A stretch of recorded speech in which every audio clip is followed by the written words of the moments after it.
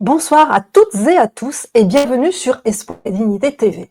Nous sommes ravis de vous retrouver pour un direct qui se veut non seulement exceptionnel, mais surtout indispensable au moment que nous traversons. Le monde ne bascule pas, il est en train de se reconfigurer sous nos yeux. Entre les foyers de tension qui s'embrasent, l'émergence de nouvelles puissances et résistances populaires, l'enjeu est de ne pas subir l'information, mais de la comprendre. Ce soir, pour décrypter ce tournant historique et donner du sens à la complexité, nous avons l'honneur d'accueillir un invité dont la lucidité et la rigueur sont des phares, Saïd Ouamama. Sociologue, écrivain et analyste respecté des mouvements sociaux et des systèmes impériaux, Saïd Ouamama est l'une des voies les plus fines pour déconstruire les narratifs dominants. Son travail nous offre les outils d'une analyse structurelle indispensable pour voir au-delà de l'actualité immédiate. Durant ce live, nous allons cartographier ensemble les forces en jeu en nous concentrant sur les points de bascule majeurs du moment. La situation en Palestine et son mode de choc global, la guerre en Ukraine et le nouvel ordre sécuritaire européen, les recompositions profondes et les luttes pour la souveraineté en Afrique, la résistance du Venezuela en Amérique latine face à l'isolement et aux pressions économiques, la crise de l'Europe face aux défis de l'autonomie et de la fragmentation, et enfin l'état des libertés publiques en France, notamment la répression des voix pro-palestiniennes. L'objectif de ce soir est clair, comprendre les rapports de force, les enjeux économiques, les stratégies impériales et les résistances populaires qui sont en train de redessiner la planète. Amis, n'hésitez pas à poser vos questions dans le chat dès maintenant, nous prendrons un temps en fin d'émission pour en relayer quelques-unes à notre invité. Saïd Ouamama, merci d'avoir accepté notre invitation. C'est un honneur de partager votre éclairage. Bonjour. Saïd, nous allons commencer par le foyer de tension qui bouleverse le monde, la Palestine. Les nouvelles qui nous viennent de Gaza ne sont pas de simples faits divers. Elles nous renvoient à une réalité brute, insoutenable, qui soulève une question fondamentale, celle de l'impunité et de la complicité des nations occidentales. Alors que les témoignages directs des crimes documentés se multiplient, l'État d'Israël semble bénéficier d'une sanctuarisation diplomatique et militaire, bafouant le droit international en toute quiétude. C'est ce silence et ce soutien que vous analysez depuis des années. Pour débuter notre entretien, ma première question est la suivante. Comment décririez-vous la situation actuelle en Palestine lorsqu'on la replace dans le contexte géopolitique global et comment analysez-vous cette impunité singulière qui, malgré la gravité des actes documentés, semble perpétuellement accordée à l'État d'Israël par ses alliés occidentaux? Il est difficile de donner de manière synthétique une description de la situation actuelle en Palestine, tout simplement parce qu'elle se joue sous l'angle du paradoxe. Nous voyons se développer des analyses ultra pessimistes, soulignant effectivement les drames du peuple palestinien, les pertes du peuple palestinien, les pertes de la résistance palestinienne, les isolements de la résistance palestinienne. Donc on a un premier type d'analyse de ce type-là qui me semble partiel.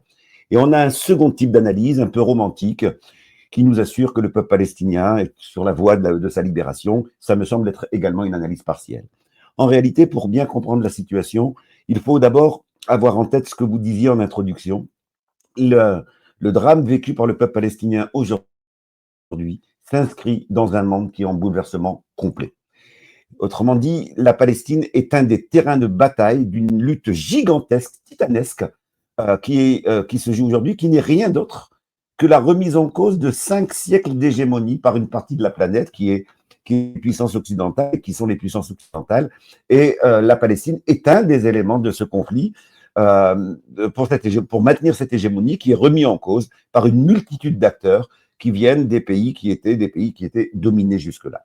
En ce qui concerne la Palestine, il y a effectivement des choses alarmantes en termes de maintien du génocide, même si le cessez-le-feu est venu ralentir les choses.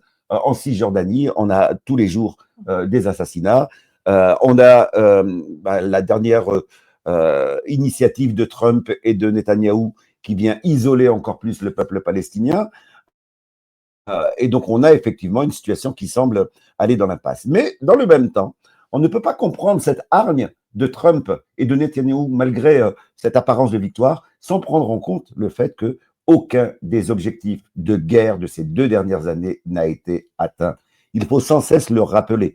Autrement dit, l'idée, c'est de diviser les organisations de résistance palestiniennes et le peuple palestinien. Or, les organisations de résistance palestiniennes continuent à être soutenues par le peuple palestinien. L'idée, c'était, un second objectif de guerre, c'était d'amener une fuite massive des Palestiniens. Les Palestiniens nous montrent des images où ils reviennent par milliers pour camper sur des ruines plutôt que de quitter la Palestine.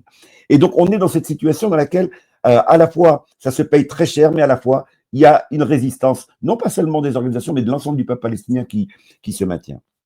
Sur la question du cessez-le-feu, une question toute simple est à poser. Pourquoi Netanyahou se résout à un cessez-le-feu 2 ans après avoir commencé son génocide, alors que dès le 8 octobre, les organisations de résistance palestiniennes proposaient un cessez-le-feu avec exactement le même contenu, retour des otages, retrait partiel des troupes israéliennes, etc. Qu'est-ce que 2 ans, pendant 2 ans, on a refusé et d'un seul coup, on accepte? Eh bien, il y a une donne mondiale qui a changé, qui est la défaite morale de l'État sioniste. La décrédibilisation du récit, du narratif sioniste, qui n'a jamais été aussi bas à l'échelle des peuples. L'autre aspect, c'est l'échelle des États. Mais là, on l'abordera dans d'autres questions, parce que là, ça pose la question des intérêts économiques et des enjeux géostratégiques que signifie la Palestine. Merci, Saïd. Les événements récents ne sont que la manifestation d'une crise structurelle. Quelles sont, selon vous, les causes profondes et historiques qui expliquent la durée, l'intensité de ce conflit, cette logique de colonisation permanente, et surtout, que nous dit ce conflit de par l'alignement des puissances occidentales, des rapports de force mondiaux réels? Alors, vous avez le chiquion qui mériterait 2 heures d'exposé, donc je vais tenter d'être synthétique. D'abord, sur la nature du conflit. Il faut se poser des questions au préalable. Faut-il s'étonner de l'existence d'un génocide? Ou bien faut-il s'interroger sur notre naïveté ou notre sous-estimation de ce qu'a été le projet sioniste? La même chose, faut-il s'étonner du soutien des puissances occidentales ou faut-il s'étonner de notre étonnement? Alors, pour répondre à ces questions, il faut revenir au cœur du projet sioniste et à cette région particulière qu'est le Moyen-Orient. Nous sommes dans une région qui est à l'intersection de 3 continents, qui est à l'intersection de l'Asie, de l'Afrique et de l'Europe, qui de tout temps a été une région qui était un canal essentiel, stratégique, pour la circulation des marchandises et donc pour l'acquisition de puissance. Tous nos auditeurs qui sont européens ont dû apprendre dans leurs livres scolaires les croisades et on leur a expliqué des raisons religieuses pour les croisades. Alors regardez plutôt du côté des flux commerciaux et vous comprendrez que déjà à l'époque, la région était un nœud stratégique essentiel. Le contrôle de cette région permet de contrôler une grande partie du flux commercial mondial, et donc c'est pour laquelle est né l'État d'Israël. C'est la raison pour laquelle, à la fin du 19e siècle, un État, une grande puissance comme la Grande-Bretagne, a écouté un petit mouvement comme le mouvement sioniste et ont passé un accord stratégique avec l'idée de créer sur place un État gestionnaire des intérêts des grandes puissances. Et c'est ce qui s'est passé, et l'État sioniste est en réalité le gérant local des intérêts des grandes, et ça explique le soutien. Il n'y aura pas arrêt du soutien des États occidentaux à Israël tant que les peuples ne l'auront pas imposé par le rapport de force. Parce que les intérêts sont tels, dans un monde dans lequel on montait d'autres aspirations mondiales, on voit le développement économique de la Chine, le développement des BRICS, la mise en place de structures socio-économiques comme là-bas, en Amérique latine, qui sont tous des remises en cause de l'hégémonie qui dure depuis 5 siècles. Et cette hégémonie, pour se maintenir, bien entendu, eh bien, va s'appuyer sur ce que j'appelle des États vassaux, et Israël est l'exemple même d'un État vassal dans la région. Donc le génocide, le simple fait qu'il y ait eu cessez-le-feu est une victoire du peuple palestinien liée à la défaite morale de l'État sioniste. Ça ne veut pas dire qu'il va arrêter, ça veut dire qu'il aura à l'avenir d'autres séquences. Merci Saïd. Dans cette crise, le rôle des puissances régionales semble déterminant. L'Iran, l'Égypte, la Turquie, les pays du Golfe. Leurs stratégies ne sont pas toujours lisibles. Comment interprétez-vous leurs stratégies respectives entre soutien populaire et intérêt géopolitique étatique?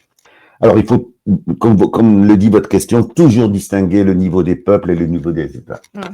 Le niveau des peuples, il va renvoyer à la perception des intérêts qu'ont les peuples de leur destin commun. Tous les peuples de la région savent que leur destin est commun. Autrement dit, y a-t-il un avenir pour le peuple égyptien en toute indépendance si à côté de lui existe un État qui dispose d'une impunité totale, qui peut se permettre de bombarder ses voisins, qui peut se permettre d'imposer par la force ce qui lui semble être bon pour lui.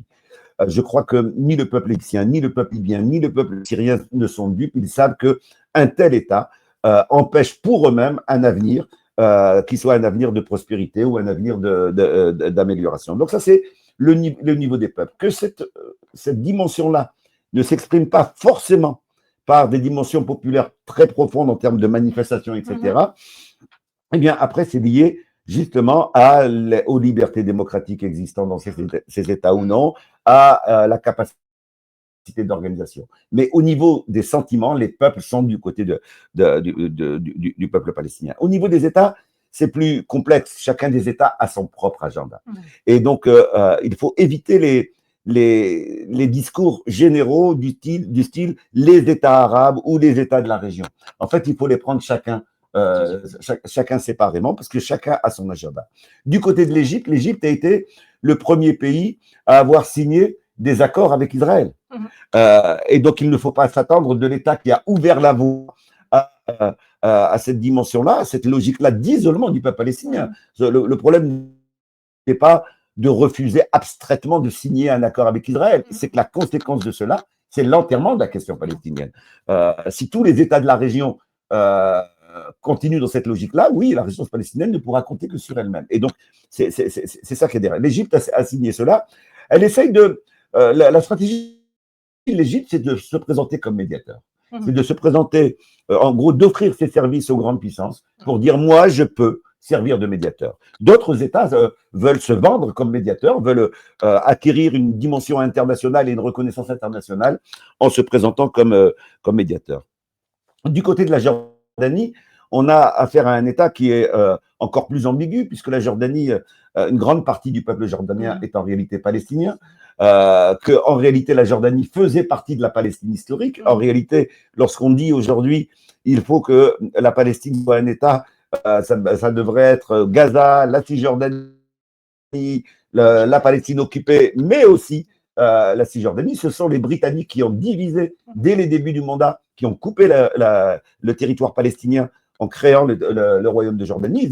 Ils appelaient ça la solution Husseini. Autrement dit, il s'agissait de donner des pouvoirs à quelques rois pour pouvoir avoir la paix dans la construction d'un État nouveau qu'était Israël.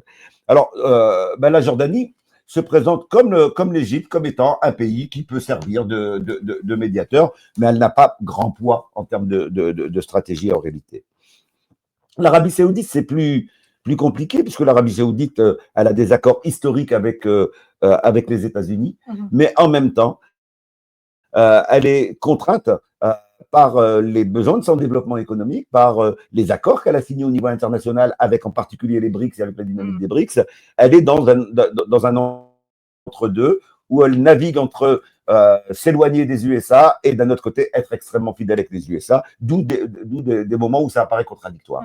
Une des grandes stratégies des grandes puissances, ça a été de monter, d'exacerber la contradiction entre l'Arabie saoudite et les Émirats d'un côté et l'Iran de l'autre, avec l'idée que cette guerre fratricide à l'intérieur permettrait d'avoir le terrain libre pour le reste.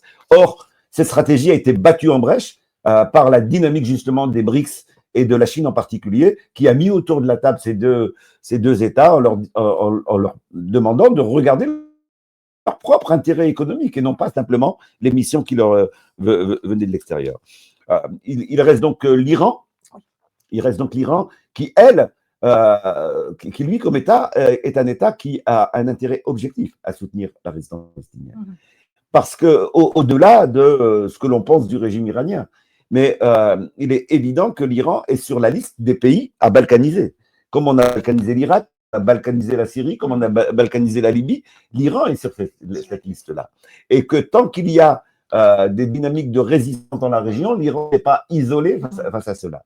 Et donc, il y a un intérêt objectif de l'Iran à soutenir la résistance palestinienne, et c'est pour cela que l'Iran est sans doute l'État qui a eu les positions les plus cohérentes en termes d'accompagnement de la résistance palestinienne. Et puis les autres États, eh ben, ils sont dans la même logique, c'est se présenter comme médiateur possible, c'est le cas du Qatar par exemple, de telle sorte à négocier des marges de manœuvre au niveau international. Donc la Palestine ne peut pas en réalité compter sur beaucoup d'États de manière durable dans la région. Par contre, aucun d'entre eux ne peut se désintéresser de la question palestinienne du fait de la popularité de la résistance palestinienne auprès des peuples. Merci Saïd. Donc Saïd, nous observons depuis quelques mois un basculement spectaculaire de l'international et un désaveu croissant des politiques de soutien inconditionnel. Pourquoi ce changement selon vous? Ce basculement est d'autant plus frappant lorsqu'on observe la position française. Malgré l'évolution de l'opinion, l'alignement des élites semble inébranlable. Comme en témoignent des faits graves, la censure idéologique, la dernière en date Collège de France quand même, influence directe de lobbies étrangers au Parlement, financement Elnet au Sénat, la fourniture d'armements en violation du droit international, traité sur le commerce des armes de 2013, et la question des franco-israéliens engagés dans des exactions. Et le maintien d'une immunité politique, Netanyahou, parfois l'espace aérien français. Comment analysez-vous la position et la complicité française à l'aune de ces révélations? Alors, d'abord, il faut prendre véritablement la mesure de ce basculement de l'opinion publique mondiale. Nous n'avons jamais connu une opinion publique étant autant en faveur du peuple palestinien depuis 1948.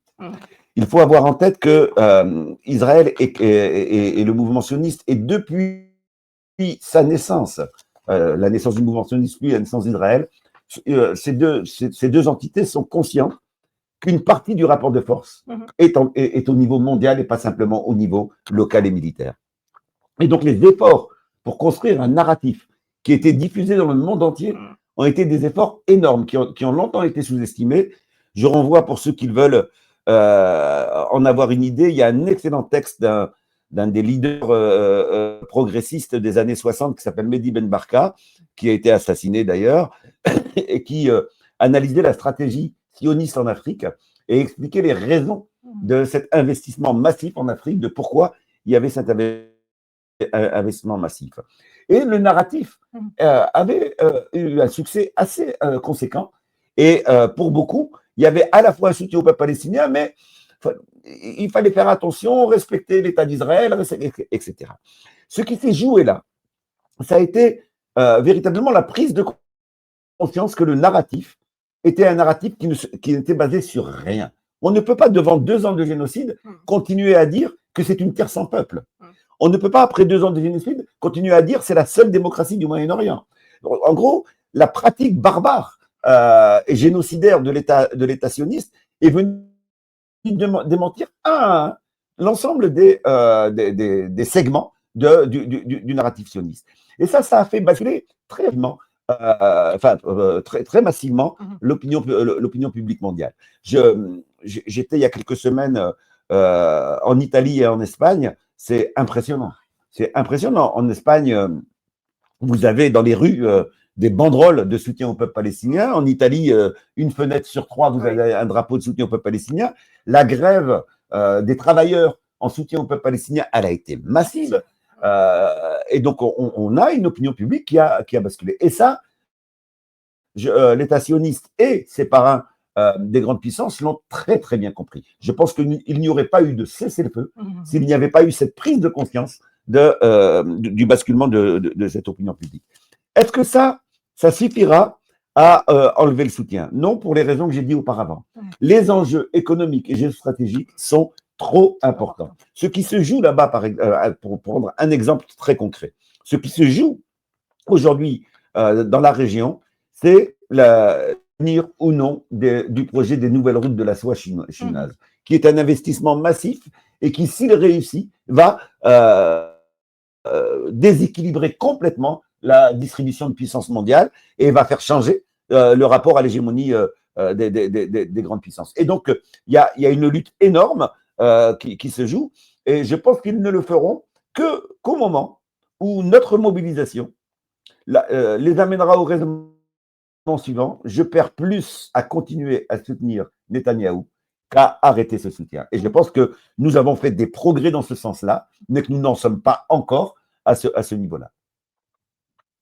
Et sur la spécificité française, Alors, sur c'est inébranlable. alors la raison est d'abord la même dynamique joue ailleurs. Si ailleurs, ça n'a pas pris la forme aussi exacerbée que ça prend en France, c'est lié à l'existence de contre-pouvoirs, c'est lié à la situation sociopolitique. En France, on a une situation qui est une situation de crise politique permanente, dans laquelle la question palestinienne vient s'intégrer comme étant un élément pour embêter un certain nombre d'adversaires. Et donc, il y a une instrumentalisation de cette question pour des fins intérieures. Et donc, aujourd'hui, même si un Emmanuel Macron voudrait prendre des positions un peu plus modérées, il serait immédiatement critiqué par le Rassemblement national. Et donc, pour ne pas courir le risque d'être isolé et d'avoir une question de confiance à l'Assemblée, eh bien, il va en rajouter. Donc, nous sommes sur une logique de boîte de Pandore où chacun en rajoute, chacun fait monter les enchères au détriment du peuple palestinien.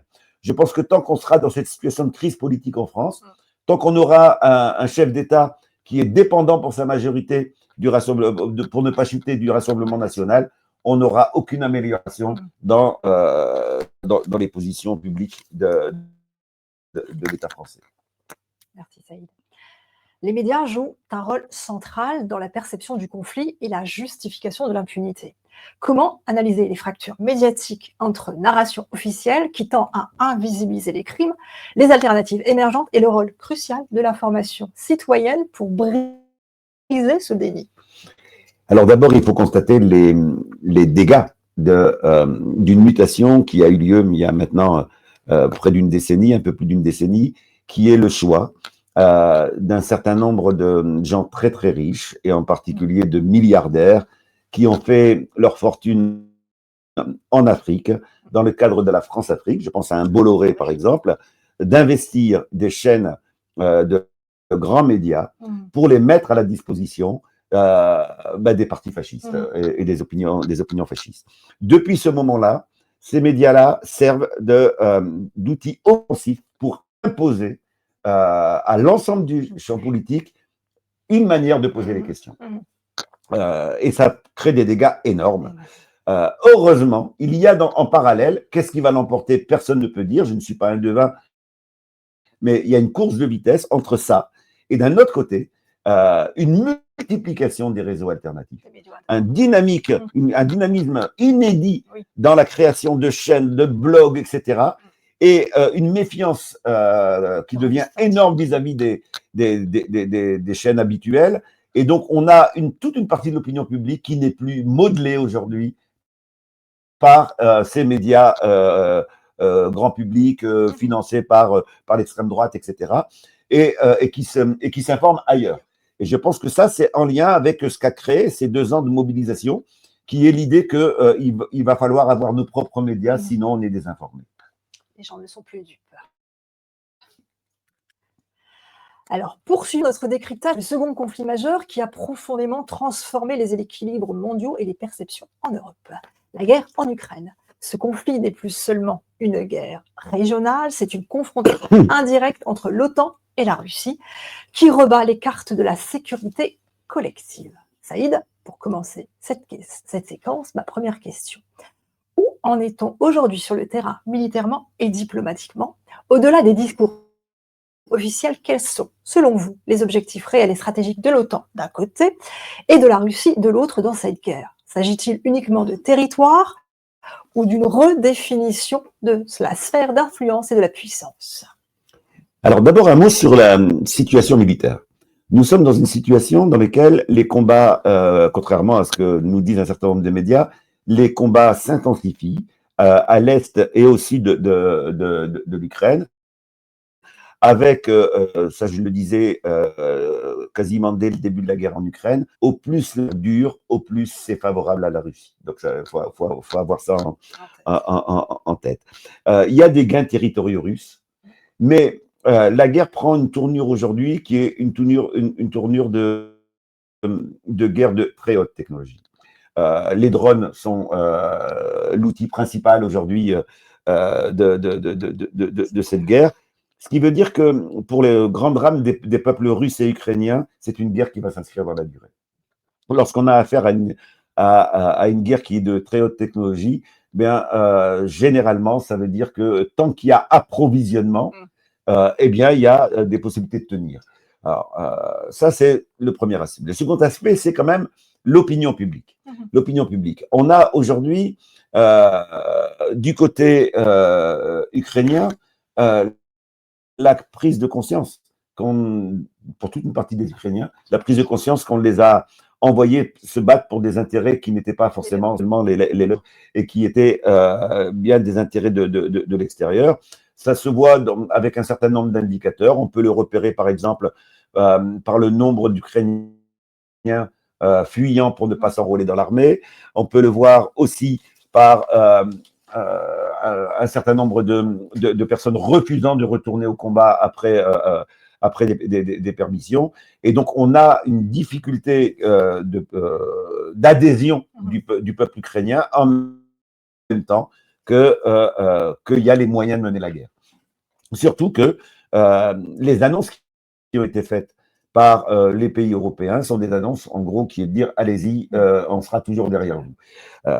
Donc, on a une situation qui est dramatique, en réalité, parce qu'elle fait des dégâts tous les jours, elle s'inscrit dans la durée, et il n'y a pas de solution à court terme, si ce n'est un changement de position du côté ukrainien, parce que pour il n'y a aucune raison qu'ils ne changent de position, puisqu'ils sont en situation de progression. Ce qui est assez extraordinaire, c'est de voir qu'aujourd'hui, les discussions pour un cessez-le-feu sont en dessous que des conditions que posait la Russie au début.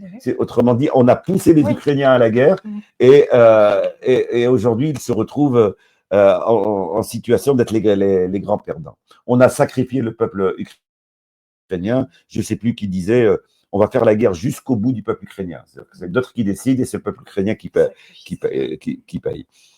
Alors ça, c'est au niveau de la situation militaire. Maintenant, sur la situation diplomatique, on peut dire là, par contre, qu'il y a eu un échec total de l'OTAN, puisque la stratégie de l'OTAN était l'isolement de la Russie.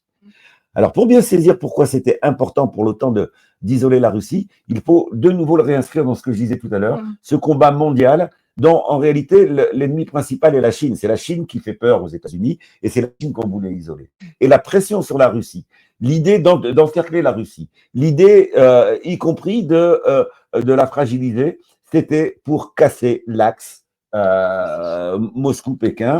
C'était l'idée que la Russie allait comprendre qu'elle gagnait plus à s'éloigner de Pékin que de rester unie. Le résultat est exactement l'inverse. Le résultat est exactement l'inverse, puisque les sanctions ont été contournées en grande partie par le développement d'échanges avec la Chine et avec d'autres États du BRICS, puisque l'Afrique n'a pas suivi lors des votes à l'ONU pour condamner la Russie. Bref, on a eu une tentative d'isolement qui a échoué. Et donc, on se retrouve dans une situation de guerre dans laquelle, malheureusement, il n'y a pas de solution à court terme, si ce n'est de revenir à la table des négociations, sauf que les grandes puissances n'ont pas, elles, intérêt à revenir à la table de négociation. En réalité, c'est l'Ukraine qui aurait intérêt à revenir à la table de négociation, mais elle est dépendante de ses parrains depuis le début. En Europe, les conséquences économiques sont considérables. Énergie, inflation, industrie, agriculture. Quel changement structurel et durable voyez-vous émerger de cette guerre sur le modèle économique et social européen? Alors d'abord, il faut souligner qu'en termes que l'Europe a été parmi les grands perdants au niveau économique de cette guerre. Après tout, c'est assez facile pour les États-Unis d'entrer dans une logique de guerre et ensuite d'imposer à l'Europe une augmentation de son budget militaire en soulignant que, en plus, ces armes eh bien, elle devrait être compatible avec les armes états-uniennes. En gros, que les budgets d'armement nouveaux devaient être adressés, devaient être faits avec des armes états-uniennes.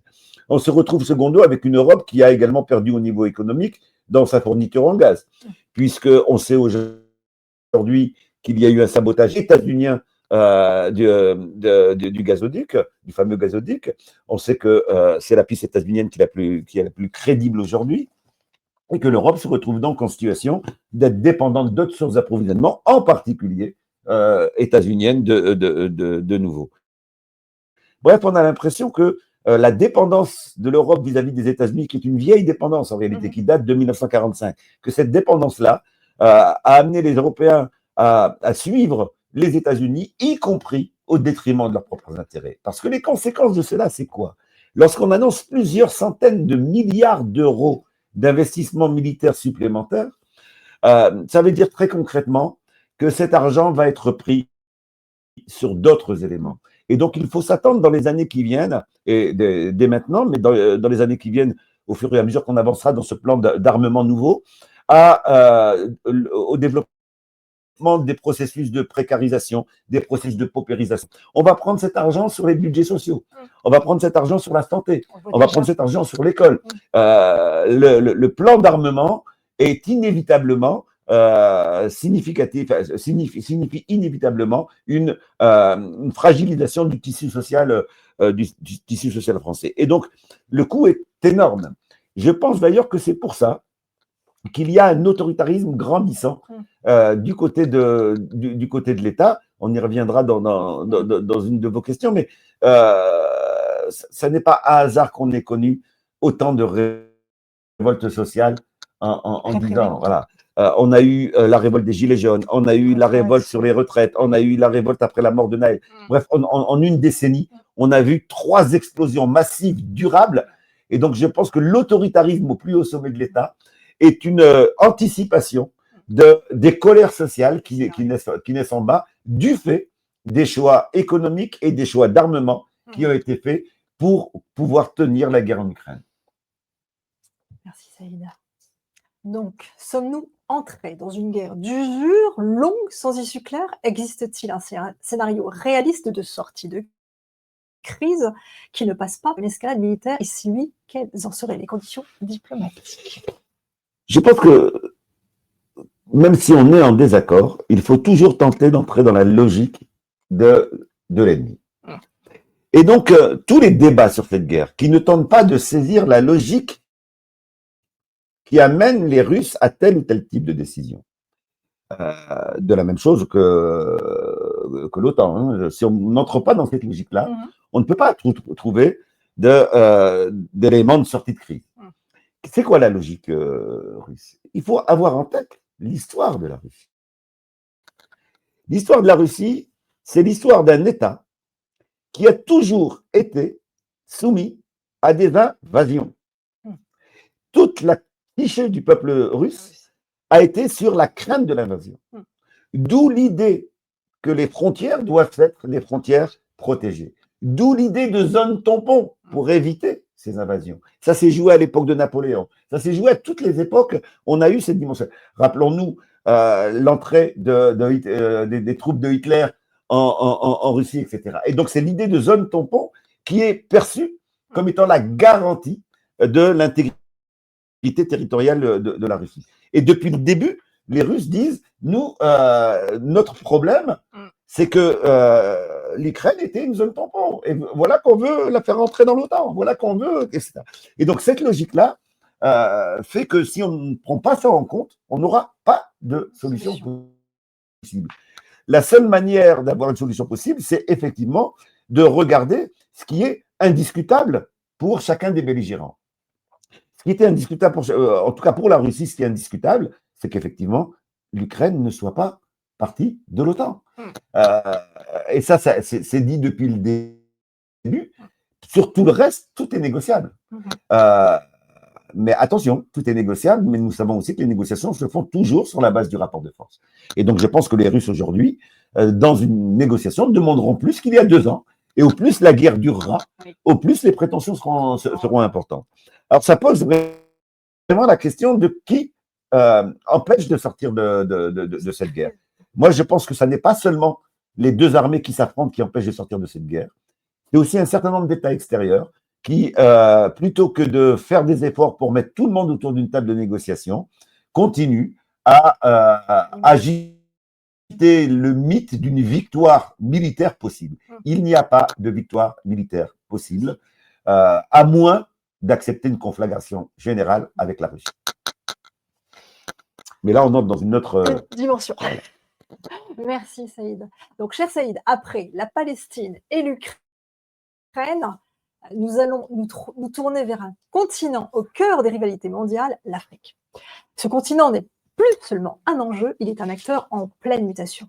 Nous assistons depuis quelques années à une série de bouleversements majeurs, des coups d'État aux ruptures diplomatiques qui signaient un rejet croissant du néocolonialisme et une tentative historique d'affirmer la souveraineté. L'époque où la France dictait le temps semble révolue. Pour décoder ce moment, ma première question est la suivante. Ces dernières années, plusieurs pays africains ont clairement manifesté leur rupture avec la France et plus largement avec l'ancienne tutelle occidentale. Comment expliquez-vous cette rupture progressive? S'agit-il d'un simple rejet anti-français ou d'une affirmation de souveraineté légitime contre les outils persistants du néocolonialisme? Franc CFA, base militaire, modèle économique imposé. Bien. D'abord, pour bien saisir la situation en Afrique, il faut de nouveau, c'est toujours mon premier réflexe, contextualiser. Et donc, se poser la question, d'où venons-nous? Pour savoir ce que rejettent les Africains, il faut regarder d'où nous venons. Nous venons d'une situation dans laquelle l'Europe en général et la France en particulier a imposé à l'Afrique une situation économique inégale après les indépendances. La France en particulier, pourquoi? Parce que la France a négocié sa place dans l'Europe. Vous savez que l'Europe est une négociation de rapport de force, l'Allemagne pour son économie, et la France, elle a porté quoi? Dans la robe de la mariée européenne qu'a porté la France. Elle a porté un certain nombre de maîtrises des situations africaines, la présence de ses armées en Afrique, le fait de jouer les gendarmes en Afrique, etc. Donc la France-Afrique, c'est pas seulement quelque chose qui concernait la France, c'était aussi ce qui a permis à d'autres pays européens d'investir en Afrique par le canal de la France. Donc on vient de là. Et pendant des décennies, cela s'est reproduit à coup de coups d'État, à coup d'ingérence, à coup d'étranglement de ceux qui refusaient d'y aller. Quasiment tous ceux qui ont tenté de créer une monnaie autonome du franc CFA ont été assassinés dans la décennie 60 ou ont été étranglés, comme la Guinée. Donc on voit bien qu'on vient d'une situation pour laquelle rien que ça suffirait pour que les peuples africains disent on en a assez. Mais il faut aller plus loin. Qu'est-ce qui a accéléré les choses? Parce que ça aurait pu encore durer un certain nombre d'années. Qu'est-ce qui a accéléré les choses? Eh bien, on a eu la destruction de la Libye. On a eu la destruction de la Libye qui n'est pas n'importe quelle destruction. La Libye est détruite au moment où Kadhafi a enclenché toute une série d'accords, d'investissements visant à terme le passage à des monnaies nationales. La création d'une banque africaine, l'investissement dans les télécommunications. Bref, on a un État qui a décidé d'investir son argent pour distancier le continent du reste de l'Europe. Et on a détruit la Libye. Mais on a détruit la Libye de telle sorte que elle ne puisse plus renaître. C'est-à-dire qu'on a créé un chaos. On a créé un chaos et nous payons, et les peuples du Sahel ont payé le chaos qui a été créé dans cette dimension-là. Les groupes djihadistes n'auraient pas pu avoir, vous mettez djihadistes entre guillemets, on va dire les groupes qui se revendiquent de l'islam, mais qui n'ont rien à voir avec l'islam, qui se revendiquent de l'islam pour mener des pratiques terroristes ou des pratiques de contrebande. Ces groupes-là n'auraient pas pu prospérer comme ils l'ont fait, n'auraient pas pu avoir la puissance qu'ils ont eue s'il n'y avait pas eu cette déstabilisation de l'ensemble de la région par la destruction de la Libye. Et puis, il y a eu également une stratégie de réponse de la France à cette offensive djihadiste qui a été une stratégie qui est loin d'être neutre, puisque cette stratégie, elle a consisté à certes mener des combats contre les djihadistes, mais à un niveau tel que la menace puisse quand même continuer afin de justifier la présence des forces militaires françaises. Bref, c'était la logique du pompier pyromane, et ça, les peuples de la région l'ont très vite constaté. Ils ont constaté très vite que oui, la France avait une présence militaire, mais qu'il n'y avait pas de combat décisif contre les déstabilisateurs.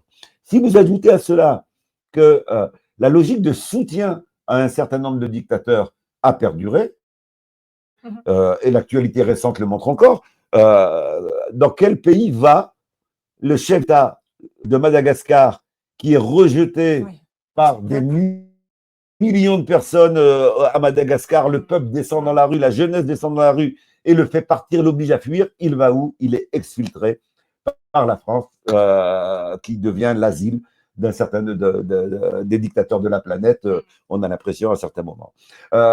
Qui soutient la France au Cameroun et en Côte d'Ivoire? Elle soutient des sextuagénaires ou des nonagénaires qui se présentent pour leur 4e, leur 5e mandat, et qui prétendent avoir été élus démocratiquement. Et là, on a le soutien de Paris à ce type de cinéma, à ce type de film. Bref, ne nous étonnons pas que du côté des peuples, il y a inévitablement un dégoût de ce type de situation. Et c'est ça qui va expliquer ce que Macron appelle un discours de désamour vis-à-vis de la France. C'est pas du désamour vis-à-vis de la France, c'est du rejet d'une politique étrangère française. Ça va donner les coups d'État patriotiques, je dis patriotiques parce que c'est comme ça qu'ils sont appelés là-bas, au Mali, au Niger et au Burkina Faso, qui vont se traduire par le départ des troupes françaises, mais aussi par des nationalisations de mines qui appartenaient à des capitaux français. Donc ça va bien au-delà de la souveraineté militaire, c'est aussi la souveraineté économique qui est posée. Ça va se traduire également par le changement de majorité au Sénégal, avec un nouveau président qui affirme sa volonté, d'abord qui demande aux troupes françaises de partir également, mais qui affirme sa volonté d'un nouveau mode de développement centré sur les besoins du pays et non pas sur l'extérieur. Bref, on a toute une série d'indicateurs qui nous montrent quoi en réalité? Qui nous montrent qu'il y a une secondarisation de la puissance française en Afrique, que cette puissance est remise en cause par de nouvelles puissances qui sont en augmentation et qui proposent d'autres formes de coopération. Bien sûr, je pense à la Chine, je pense aux BRICS, etc. Le monde multipolaire vient desserrer l'étau, qui était un étau dans un face-à-face entre la France et ses anciennes colonies. Là, aujourd'hui, d'autres partenaires sont possibles et ça vient desserrer. On est loin de ce qui est tenu comme discours dans les médias français et par Macron lui-même, qui est de dire c'est la propagande de la Russie qui fait qu'on est critiqué en Afrique. Ça, ce type d'argumentaire est un argumentaire de type colonial parce qu'il sous-entend que les Africains n'ont pas de cerveau et sont incapables de se faire un point de vue à partir de ce qu'ils observent. Et plutôt que de critiquer le point de vue des Africains en donnant des arguments, on vient nous dire c'est la propagande russe ou chinoise qui explique la situation. Merci Saïd. Avec le retrait des anciennes puissances, de nouveaux acteurs comme la Russie, la Chine et la Turquie jouent désormais un rôle majeur sur le continent. Que cherchent-ils réellement en Afrique et comment cette nouvelle concurrence façonne-t-elle les rapports de force sur le terrain? Les pays africains parviennent-ils à diversifier leurs partenaires sans tomber dans de nouvelles formes de dépendance? Alors, il est trop tôt pour répondre à la fin de votre question. Par contre, sur les premiers aspects, on a un certain nombre d'éléments qui sont aujourd'hui avérés. Quel est l'intérêt de la Chine en Afrique? L'intérêt de la Chine en Afrique est d'une évidence énorme. Compte tenu de la taille de sa population, compte tenu des plans de développement qui sont les leurs, qui sont annoncés en termes d'augmentation de la production, d'augmentation du niveau de vie, etc., la Chine ne peut pas maintenir son taux de croissance sans avoir accès à un certain nombre de ressources africaines. Quelles vont être les conditions d'accès à ces ressources? C'est la fin de votre question, ça, je pense qu'il est trop tôt pour le dire. Je pense que ça dépendra pas seulement de la Chine, mais aussi de chacun des États africains.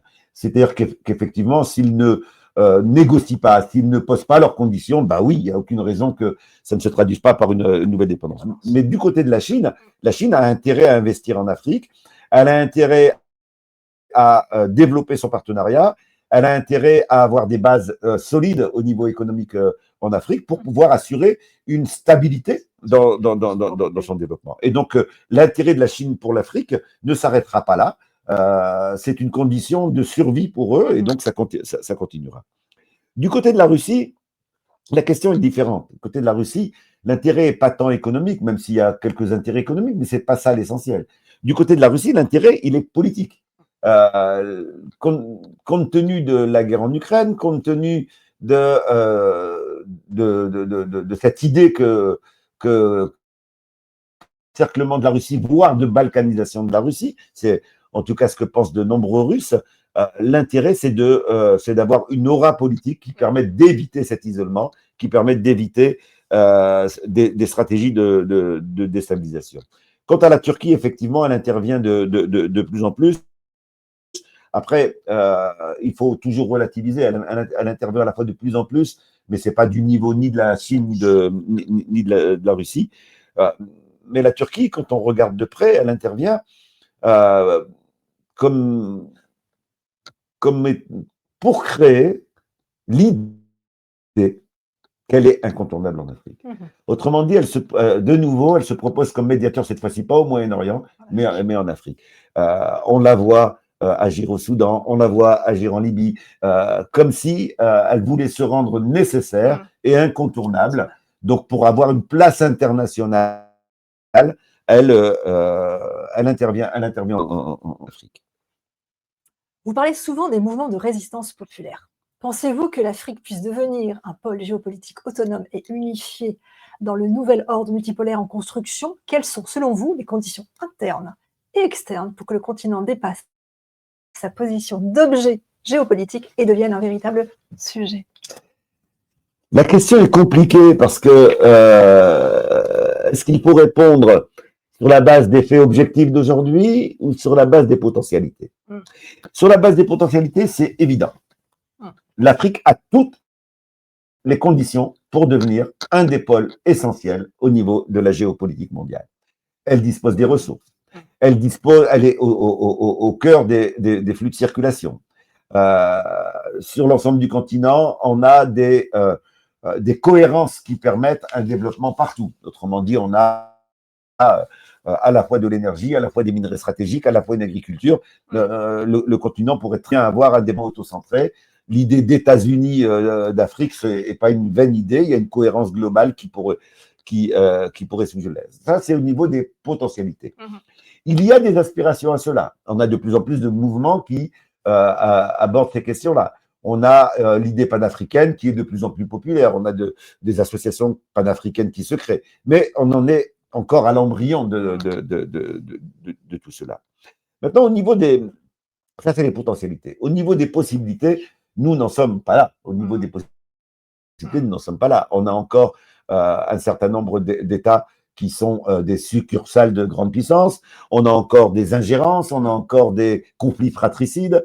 Bref, on a aujourd'hui un décalage entre la dimension d'objectivité qui souligne de manière très nette une communauté de destin. Les peuples africains ont intérêt à avoir un projet politique et économique commun. C'est la seule. Ça, c'est très clair que chacun des pays séparément ne parviendra pas à mener ces dimensions-là. Donc, au niveau de l'objectivité, il y a ce besoin-là. Au niveau des possibilités immédiates, on avance, mais on en est loin. Et donc, ce qu'il faut faire, il faut à tout prix multiplier toutes les initiatives qui visibilisent la communauté de destin et faire pression sur les États, les États africains, pour que les politiques qui soient mises en place soient des politiques qui vont vers la cohérence africaine et non pas venir soutenir les intérêts de puissances étrangères. Pour conclure sur cette partie, existe-t-il des liens idéaux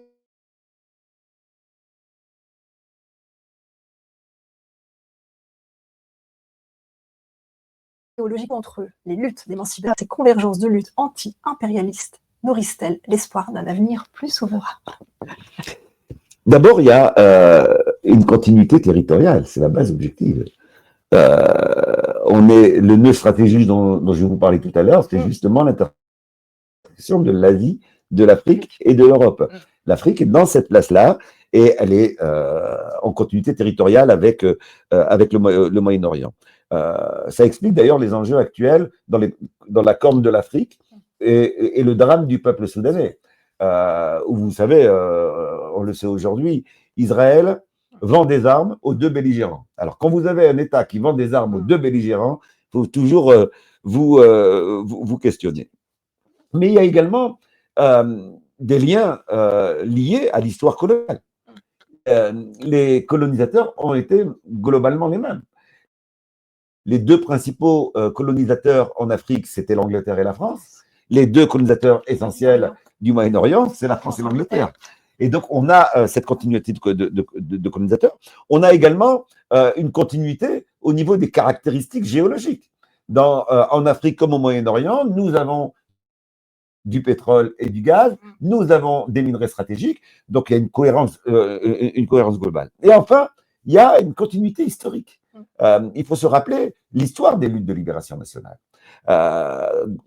Pour aller très vite, on va dire que la défaite du nazisme et le monde qui naît en 1945, avec une Union soviétique qui a pris un poids plus important par sa contribution à la Seconde Guerre mondiale, et l'Union soviétique à l'époque tient un discours sur la libération nationale, pour l'indépendance des colonies. Cela va créer un nouveau contexte mondial dans lequel vont être arrachées les premières indépendances, qui sont des indépendances en Asie. C'est les Anglais qui les premiers ont compris qu'il valait mieux donner une indépendance pour garder des liens économiques que de tout perdre. Donc, ça va avoir lieu en Asie, et ça va donner naissance à quelque chose de particulier, qui est Bandung. La réunion de Bandung en 1955, ce sont des pays indépendants qui s'engagent à soutenir les luttes de libération nationale africaine. Et effectivement, on va avoir pendant près d'une dizaine d'années la multiplication de deux types de réunions. D'abord des réunions afro-asiatiques, donc réunissant les pays africains indépendants, les mouvements de libération et les pays asiatiques indépendants. Et on va avoir les réunions panafricaines qui sont dans la foulée des réunions afro-asiatiques. Et donc cette idée d'une solidarité, d'abord d'un passé commun de coloniser, d'un enjeu commun de se libérer des mêmes oppresseurs, d'une logique de solidarité, elle est très forte. Elle peut avoir été oubliée ces dernières années, mais historiquement, elle a été très forte. Et surtout, ce qu'il faut vraiment avoir en tête, c'est ce que je disais tout à l'heure, c'est cette idée de destin commun. De nouveau, la dimension géostratégique est tellement importante que les tentatives d'ingérence dans ces régions sont telles que s'il n'y a pas unité, eh bien, beaucoup de beaux projets peuvent finir par un échec. Merci Saïd. Ces luttes pour la souveraineté ne sont évidemment pas confinées au continent africain. Si l'Afrique est au cœur d'une nouvelle décolonisation, l'Amérique latine possède ses propres foyers de résistance historique face à l'hégémonie. Avant de revenir en Europe, nous allons traverser l'Atlantique pour aborder un pays emblématique de cette résistance, confronté à un blocus économique féroce et à une tentative d'isolement international, le Venezuela. Regardons comment Caracas maintient le cap de son autonomie politique et énergétique dans ce monde en pleine reconfiguration. Comment analysez-vous la situation du Venezuela entre pressions économiques, tentatives d'isolement international et volonté de maintenir une souveraineté politique énergétique? Et quel rôle ce pays joue-t-il aujourd'hui dans la recomposition du monde multipolaire et des fronts anti-impérialistes? Alors, c'est un pays qui est essentiel dans ce combat titanesque que je décrivais tout à l'heure, entre une hégémonie qui ne veut pas partir et un monde multipolaire qui grandit. D'abord, il faut avoir en tête les véritables raisons de ces pressions et de cette intervention militaire maintenant, hein, puisque on a un sous-marin états-unien au large des côtes vénézuéliennes. C'est d'abord le pétrole, de nouveau. c'est le pays qui possède parmi les principales réserves de pétrole au monde. Et donc, on a de nouveau cette matière première stratégique pour les décennies qui viennent, qui explique beaucoup de conflits. Mais ce n'est pas suffisant.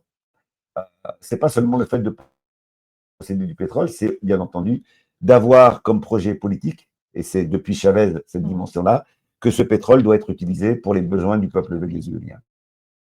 Et donc, la mise en place de politiques de redistribution qui ont amélioré le niveau de vie du peuple vénézuélien et qui expliquent le soutien que le Venezuela accorde à ses gouvernements, malgré l'ampleur des sanctions qui ont touché durement l'économie vénézuélienne. Et puis, il y a surtout, à mon sens, dans le monde d'aujourd'hui, dans le contexte d'aujourd'hui, les prises de position courageuses du Venezuela au niveau international. Autrement dit, le fait d'assumer une politique anti-impérialiste, de la déclamer telle qu'elle et de ne pas jouer sur un certain nombre de revendications. On peut le voir dans la mise en place du programme Pétro-Caraïbes, qui est un programme qui vise à offrir le pétrole et le gaz à moindre coût pour les pays d'Amérique latine, de telle sorte qu'ils ne soient pas assommés par la facture énergétique. On le voit dans le soutien à Cuba, qui est un pays qui est sous sanction depuis plus de 60 ans et que les États-Unis veulent faire disparaître parce qu'il a été un symbole de lutte. On le voit à propos de la Palestine, dans lequel on a rarement vu de gouvernement ayant des positions aussi tranchées, aussi claires, et donc on a un État qui assume cette dimension anti-impérialiste globale. C'est ce qui va expliquer toute la série d'interventions directes et indirectes, de soutien à l'opposition, d'organisation de coups d'État fantoches et aujourd'hui de menaces militaires. Pour les auditeurs, rappelons quand même les excuses qui sont mises en avant, parce que c'est à mourir de rire. On nous présente l'intervention, donc on a déjà détruit 4 barques de pêcheurs, jamais montré d'ailleurs, puisque officiellement, c'est l'État vénézuélien est accusé de faire du narcotrafic. Bien entendu, on a détruit ces bateaux de pêcheurs vénézuéliens sans jamais montrer la soi-disant drogue qu'ils auraient trouvée. Mais en réalité, les organismes des Nations Unies eux-mêmes, les propres organismes états-uniens soulignent qu'il n'y a pas de narcotrafic et soulignent, ça c'est les Nations Unies, que le Venezuela est le pays modèle en matière de lutte contre le narcotrafic. Bref, on a d'un côté des experts qui disent quelque chose et de l'autre côté, un simple discours argumentaire qui permet de justifier toutes les interventions. Ne nous étonnons pas de cela, puisque le même Trump va pour l'Afrique du Sud dire il faudrait peut-être qu'on intervienne parce qu'ils sont en train de massacrer les Blancs. Au Nigeria, il vient de menacer en disant ils sont en train de faire un génocide contre les chrétiens. Bref, et au Venezuela, le narcotrafic. On invente des prétextes pour pouvoir intervenir. Toujours est-il que le Venezuela est le symbole d'un pouvoir qui résiste malgré les sanctions, malgré les pressions, etc. Et qui a un peuple qui est derrière son pouvoir. Et ça, je crois que c'est ça qui fait peur. C'est-à-dire que je pense vraiment que si on veut la peau du Venezuela, c'est que, contrairement à d'autres pays, on se dit, si on fait quelque chose dans ce pays, le chef d'État, même s'il est contre nous, en réalité, il n'est pas soutenu, alors que là, ils ont essayé et ils n'ont pas réussi. Et non seulement ils n'ont pas réussi, mais on vient d'avoir un test grandeur nature, puisque la réaction du gouvernement vénézuélien à la menace militaire, ça a été d'armer le peuple. Un pouvoir qui arme le peuple, c'est qu'il n'a pas peur que le peuple retourne ses armes contre lui. Et donc, ça veut dire que là, en termes de légitimité, on a un État qui a réussi à construire une légitimité qui lui permet de résister à l'extérieur. Mais du coup, oui, il faut s'attendre à ce que militairement, on essaye quelque chose. Pour clore cette cartographie mondiale, concentrons-nous sur notre propre continent. L'Europe est aujourd'hui prise dans une crise multiple, économique, politique, énergétique et même identitaire. Et les conflits extérieurs que nous avons analysés pèsent lourdement sur ces équilibres internes. L'Union européenne est-elle en train de se fragmenter sous le choc des crises ou est-elle contrainte de se réinventer ? Alors,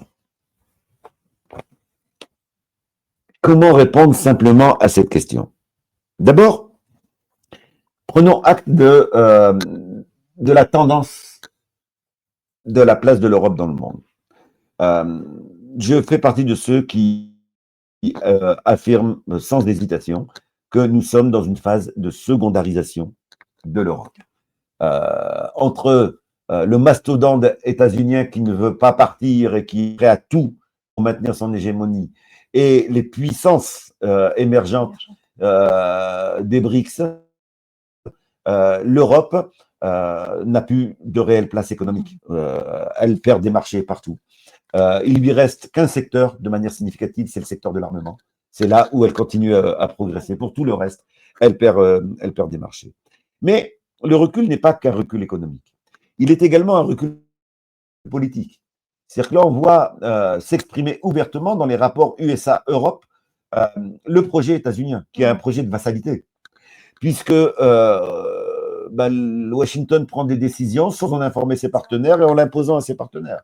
Ce qui s'est joué dans les négociations avec la Russie sur l'Ukraine était quand même significatif, puisque on va négocier d'une situation dans laquelle on a poussé les Européens à s'enfermer pour ensuite négocier sans eux. Donc on est là dans une situation dans laquelle on a visiblement une secondisation politique. Alors face à cela, il y a deux voies. Et il y a même que deux voies. Soit on sort de la dépendance atlantiste, c'est-à-dire on prend ses distances avec les USA. Et donc on va en direction du monde multipolaire. On se construit comme un des nouveaux pôles du monde multipolaire. Soit on reste dépendant des USA. C'est les deux seules perspectives. Dans ce que j'entends aujourd'hui des discours européens, on n'entend pas beaucoup de velléité de sortir du giron états-unien. Et donc, peut-être que c'est pour ça aussi que les États-Unis ont intérêt à maintenir l'idée d'une guerre, parce que l'idée d'une guerre internationale, mondiale, fait que l'Europe hésite à se distancier des États-Unis. Et donc, on a une situation dans laquelle l'Europe est aujourd'hui un outil, un vassal des États-Unis. Il y avait un autre aspect de la question qui était sur la fragmentation. Oui, l'Europe est fragmentée. L'Europe est fragmentée tout simplement parce que dès sa naissance, elle n'a pas été construite comme un projet politique commun. En réalité, elle a été construite uniquement sur le plan économique. C'était d'abord un projet économique. C'était d'abord l'idée de faciliter la circulation des marchandises et des capitaux.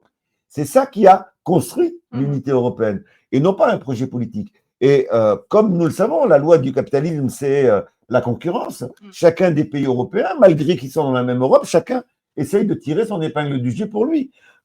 Si je peux donner un exemple concret, pour des raisons intérieures à la France, l'extrême droite monte au créneau sur l'Algérie avec une algérophobie qui est assez impressionnante. Cela va conduire à des ruptures, ça a conduit à des ruptures de gros contrats entre l'Algérie et la France. L'Italie, qui est un pays qui est dans l'Europe, eh bien, se frotte les mains et prend les contrats que la France est obligée de perdre. Donc, on est loin d'avoir une cohérence. On voit bien que là, il y a fragmentation. Et donc, on est sur une construction qui est extrêmement fragile. Il n'est pas certain qu'elle tienne devant des échéances de conflit ou de guerre. Donc, non, on a là une construction sur une base extrêmement fragile et qui ne peut pas servir de contre-pouvoir à l'hégémonie états-unienne aujourd'hui. Donc pour vous, l'Europe ne peut être comprise qu'en décryptant ses fondations idéologiques et économiques réelles au-delà du discours officiel sur la paix et la solidarité. L'Union européenne est souvent présentée comme une réussite historique d'intégration, pourtant face au choc contemporain de la crise de l'euro, aux tensions géopolitiques actuelles, elle semble révéler une vulnérabilité des divisions internes grandissantes, comme vous le disiez. La question qui se pose est donc celle de la nature de cette crise. La construction européenne est-elle une crise structurelle au-delà des chocs externes? Guerre, énergie, comment expliquez-vous la fragmentation interne croissante entre les États membres nord, sud, est, ouest et cette impression d'une Union européenne affaiblie, plus réactive que proactive face aux défis majeurs? Alors d'abord, l'Europe, je le disais juste avant, dès sa création, est marquée par l'absence de dimension politique. Et donc, elle part avec une fragilité extrêmement importante. Deuxièmement, elle se construit aussi immédiatement sur la base du rapport de force. Autrement dit, les deux puissances qui, à l'époque, étaient les plus importantes en Europe sont celles qui dictent la loi à l'ensemble du corpus européen. C'est l'Allemagne et la France à l'époque. Ensuite, on va avoir la réunification allemande. Et là, on va avoir un changement brusque de rapport de force à l'intérieur de l'Europe. L'Allemagne va d'un seul coup prendre la première place et avoir un poids économique qui lui permet non seulement de peser, mais d'imposer les mesures qui correspondent le mieux à ses intérêts économiques. Par exemple, l'Allemagne, dont l'euro a été construit, l'euro a été construit sur la base, en réalité, de la renomination du Deutschmark en euro. C'est sur la base de l'état des équilibres économiques allemands qu'a été décrétée la valeur de l'euro. Et donc, on a une économie européenne qui, en réalité, sert d'abord l'économie allemande. Et à l'intérieur de l'Europe, vous avez une structure quasiment semi-coloniale.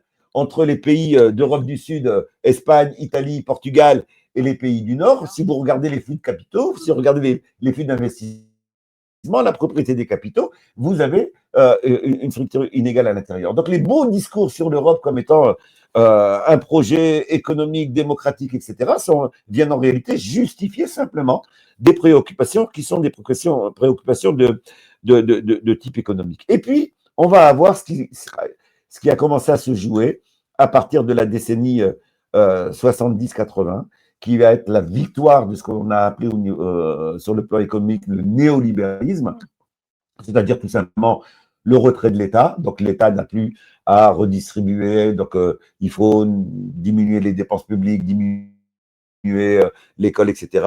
La fin de toute entrave à la circulation des capitaux. Bref, on a un certain nombre de politiques qui favorisent les catégories aisées de chacune des sociétés. Et là, ce néolibéralisme-là, l'Europe va être un outil d'imposition. C'est-à-dire qu'on prend des décisions à Bruxelles et après on dit que ça doit s'appliquer dans l'ensemble des pays. Ça va provoquer une décrédibilisation populaire extrêmement importante.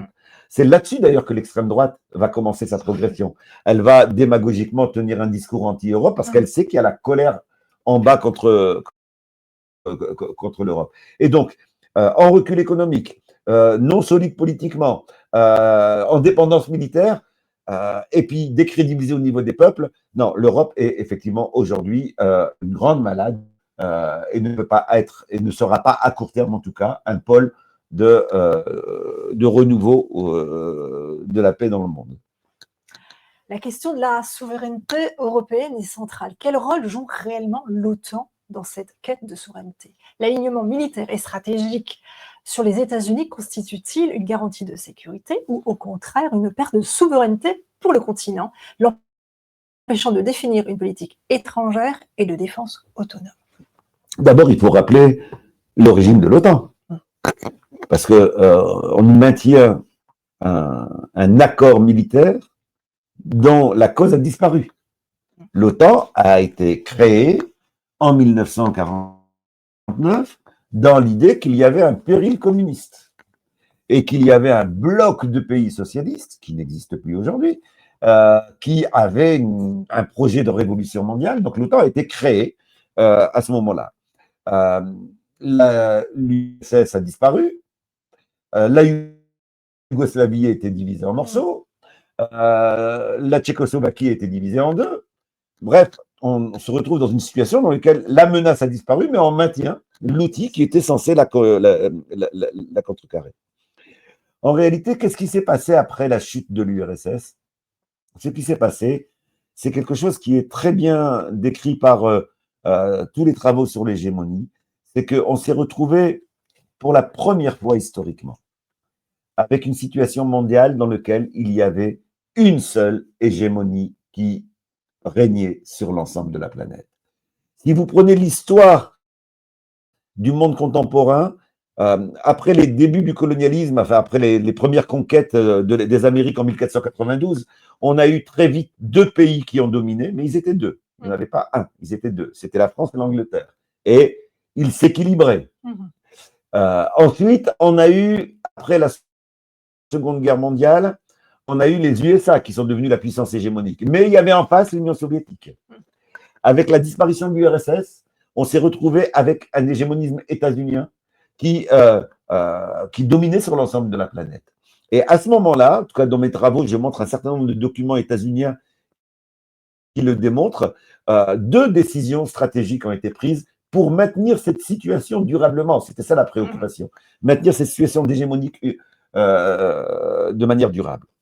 La première décision qui a été prise, c'est, je serai très rapide, c'est ce que je disais tout à l'heure, c'est la balkanisation d'un certain nombre d'États qui ont un territoire, des ressources ou une dimension sociopolitique leur permettant de résister aux États-Unis. Et c'est pour cela que beaucoup de grands pays vont être déstabilisés, coupés en morceaux, soit maintenus dans le chaos comme au Congo, soit coupés en deux comme le Soudan. Bref, on va soit extrait comme la Libye ou la Somalie.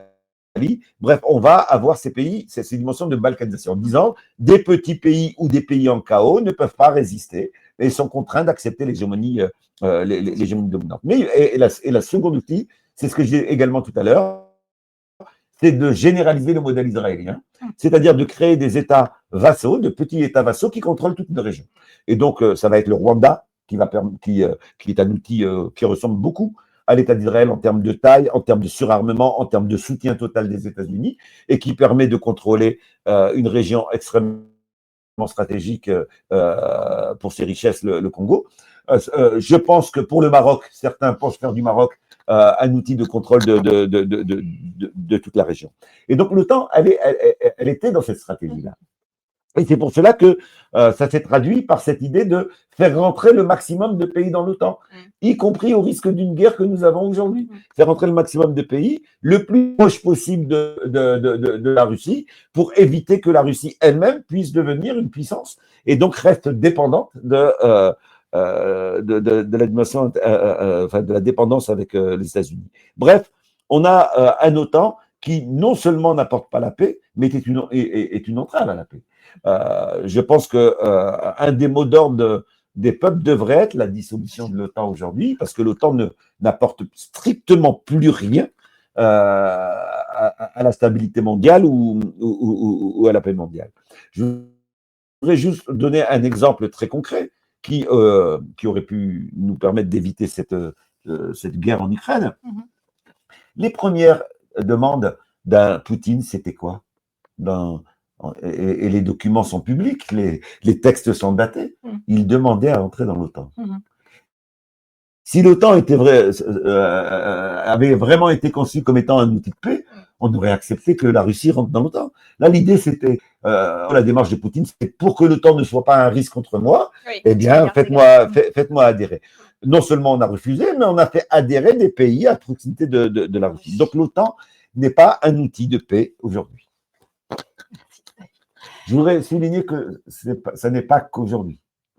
Parce que au moment de la décolonisation, ça, beaucoup d'auditeurs ne le savent pas, et il y a des parties de l'histoire qui sombrent malheureusement dans l'amnésie.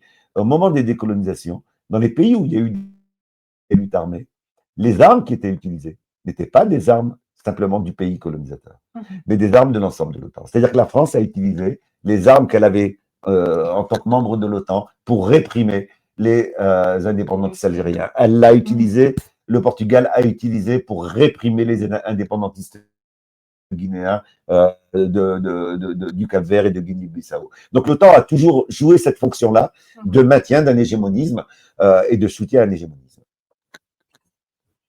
Les conséquences sociales des crises sont visibles dans nos pays. Inflation persistante, mécontentement populaire et montée des extrêmes droites.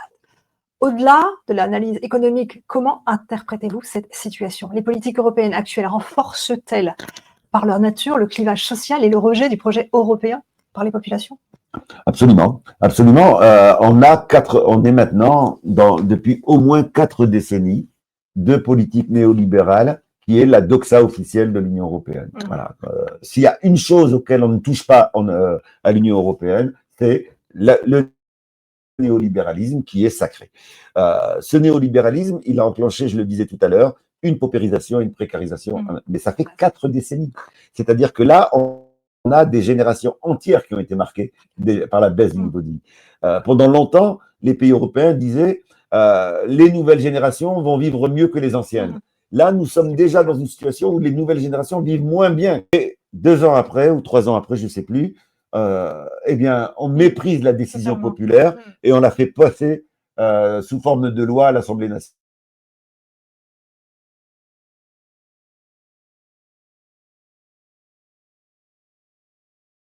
La paupériser et à précariser. Ne nous étonnons pas qu'il y ait une opinion publique anti-Europe très forte et que l'extrême droite peut surfer là-dessus et peut démagogiquement utiliser un discours anti-Europe pour s'implanter. Dans ce monde qui devient multipolaire, l'Europe peut-elle retrouver un rôle politique autonome, distinct de l'axe américano-central, ou est-elle condamnée à rester un appendice stratégique des États-Unis, empêchant l'émergence d'une véritable force agissante et indépendante sur la scène mondiale? Elle le peut bien sûr. Encore faut-il que ceux qui la dirigent aient intérêt à le faire et qu'elle veuille le faire. Ce que je pense, c'est qu'aujourd'hui, l'Europe est construite pour les intérêts des classes dominantes et en particulier des gens très riches, en fait des monopoles, et que ces monopoles sont en lien avec les monopoles états-uniens. Et donc, je ne pense pas qu'il y ait un projet de distinction vis-à-vis des États-Unis. Je pense qu'on a de grandes chances de voir se continuer la situation actuelle, sauf si il y a un mouvement populaire qui impose autre chose, qui n'est mais le mouvement populaire, il a d'autres chats à fouetter pour l'instant. Ça ne va pas être sur l'Europe. Le mouvement populaire, c'est sur ses conditions d'existence qu'il veut développer, sur les droits démocratiques, mais ça ne sera pas sur l'Europe dans un premier temps. Saïd, votre analyse de la crise structurelle européenne et de son alignement stratégique est éclairante, mais cette crise mondiale a des répercussions non seulement sur les politiques économiques et diplomatiques de l'Europe, mais aussi, et c'était très préoccupant, sur nos démocraties internes.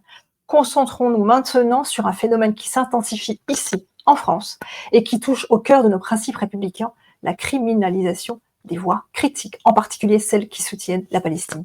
C'est le miroir de l'impunité que nous avons évoqué en début d'émission. Depuis plus de 2 ans, la question palestinienne est devenue un véritable terrain de censure et de répression multiforme en France. Comment analysez-vous cette dégradation des libertés publiques avec interdiction de manifestation, dissolution d'associations, intimidation et répression des voix pro-palestiniennes? Alors, il faut d'abord souligner que les attaques contre les militants et les initiatives de soutien au peuple palestinien s'inscrivent dans un processus plus long qui a commencé depuis longtemps de répression des mouvements sociaux et qui date en réalité de ce que moi j'appelle une crise de légitimité qui est déjà ancienne. Autrement dit, les différents États, les différents chefs d'État ont été élus avec des taux de participation qui n'ont cessé de descendre, avec des formes de contestation qui n'ont cessé de monter. Et donc, on a une crise du consentement. On a une distance entre les dirigeants et les dirigés qui s'est approfondie. Et que ça s'est traduit. La réponse à cela, ça va être quelque chose de très dangereux, qui va être la stigmatisation d'une partie de la population. Pour éviter cette remise en cause du fait de ces politiques économiques et du fait des choix qui ont été faits, on a créé un ennemi de l'intérieur qui était le musulman. Et donc, on a créé une logique de débat-écran, multipliée de faux débats, qu'on monte en épingle, qu'on parachute par en haut, pour les présenter comme étant des débats profonds de la cité française. Tous les Français seraient paniqués par l'augmentation du nombre de foulards. Bref, on a une logique de débat-écran, ça sert d'écran au vrai problème. Et on a, bien entendu, cette logique du débat-écran conduit à la logique du bouc émissaire, à construire une partie de la population comme étant la cause de tous les maux de la cité française, qui permet de masquer les véritables responsables, ceux qui prennent un certain nombre de décisions. On a eu aussi l'autre ingrédient pour expliquer l'ampleur de la répression en France sur les mouvements de soutien au peuple palestinien. On a eu aussi des stratégies d'infiltration de l'extrême droite dans l'appareil d'État. En En particulier, ça a été documenté dans la police, par exemple. Il suffit d'aller regarder les élections syndicales. C'est un syndicat proche de l'extrême droite qui fait des taux énormes. Il suffit de regarder les sondages auprès des forces de l'ordre sur qui il voterait aux élections et le score du Rassemblement national est de beaucoup supérieur que la moyenne, que la moyenne nationale. Donc on a cette autre dimension. Troisième dimension à prendre en compte, on a un gouvernement qui a besoin pour se maintenir au pouvoir au moins de la neutralité du Rassemblement national. C'est-à-dire que le nombre d'élus aujourd'hui à l'Assemblée fait que Macron est prisonnier, doit faire des concessions à cette extrême droite. Si vous ajoutez à cela tout ce qu'on a dit jusqu'à présent sur la dimension stratégique de la région et du soutien à Israël, vous comprendrez qu'on a dans ce contexte d'un mouvement de soutien à la Palestine dont on sait qu'il est massif. On sait qu'il est massif, et là c'est une tentative pour l'empêcher de continuer à grandir. Alors, ils ont d'abord tenté de l'interdire. Il faut se rappeler que les premières manifestations étaient interdites. Et malgré cette interdiction, ils ont été contraints, tellement ils sentaient la colère, ils ont été contraints de finir par les accepter. Aujourd'hui, ils s'attaquent aux militants. Et là, il y a une nouvelle étape de la bataille qui est entamée avec la question de la solidarité avec ces militants et de la défense juridique. Donc, c'est un nouveau... Il continue sur la même lignée qui est que on a besoin d'Israël et donc il faut faire taire toutes les voix discordantes. Par contre, ça montre bien que nous n'avons pas des questions extérieures et des questions intérieures. C'est tous ceux qui considèrent que la Palestine c'est loin ne se rendent pas compte que ce qui se joue aujourd'hui, c'est l'annoncé ou non d'un régime autoritaire.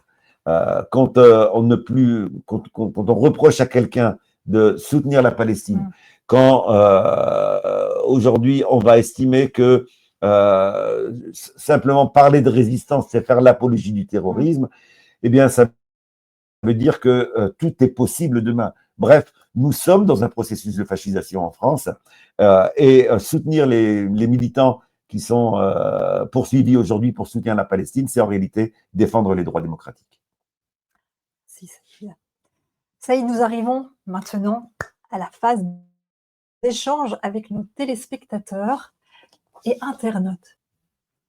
Saïd, nous arrivons maintenant à la phase d'échange avec nos téléspectateurs et internautes. Le débat a été riche, couvrant la tragédie en Palestine, les enjeux stratégiques en Ukraine, le virage de la souveraineté africaine et la crise de l'Europe.